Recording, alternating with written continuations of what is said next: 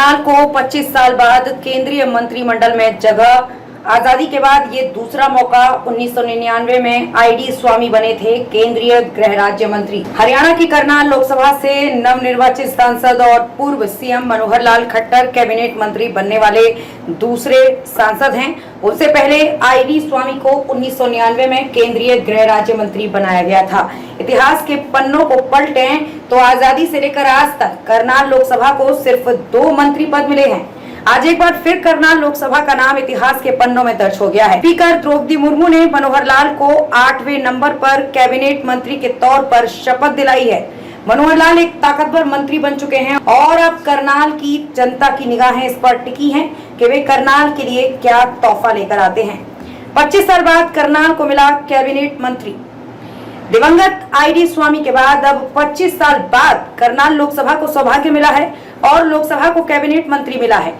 चूंकि आईडी स्वामी का जिक्र हो चुका है तो सबसे पहले उनके बारे में जान लेते हैं। आईडी स्वामी का पूरा नाम है ईश्वर दयाल स्वामी, जिनका 91 वर्ष की आयु में 15 सितंबर 2019 में फरीदाबाद के अस्पताल में निधन हो चुका है। आईडी स्वामी भारतीय राजनीतिज्ञ और पूर्व आईएएस अधिकारी रहे, जिन्होंने तीसरे वाजपेयी मंत्रालय में केंद्रीय राज्य मंत्री के रूप में कार्य किया।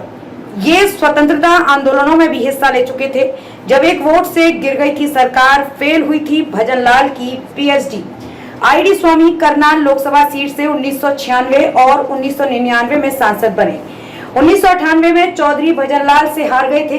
तब अटल बिहारी वाजपेयी की सरकार भी एक वोट से गिर गई थी। दोबारा 1999 के चुनाव हुए तो बीजेपी का प्रचार करने आए। उन्होंने कहा था कि इस बार आईडी स्वामी को जीता देना, क्योंकि मेरी सरकार एक वोट से गिर गई थी। 1999 में स्वामी ने पूर्व सीएम भजनलाल को हराया था। इससे पहले वे कभी नहीं हारे थे। उन्हें राजनीति का पीएचडी कहा जाता था। करनाल से ही चौधरी भजनलाल की पीएचडी फेल हुई थी। इसके बाद स्वामी केंद्रीय राज्य गृह मंत्री बने थे।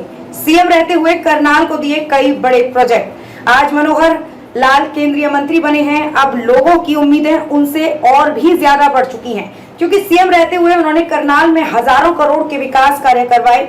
सबसे बड़े प्रोजेक्टों की बात की जाए तो उसमें हरियाणा प्रताप बागवानी यूनिवर्सिटी और कुटेल मेडिकल यूनिवर्सिटी का नाम आता है। कुटेल मेडिकल यूनिवर्सिटी सबसे बड़े प्रोजेक्टों में शामिल है और इस पर 2250 करोड़ रुपए खर्च होने हैं।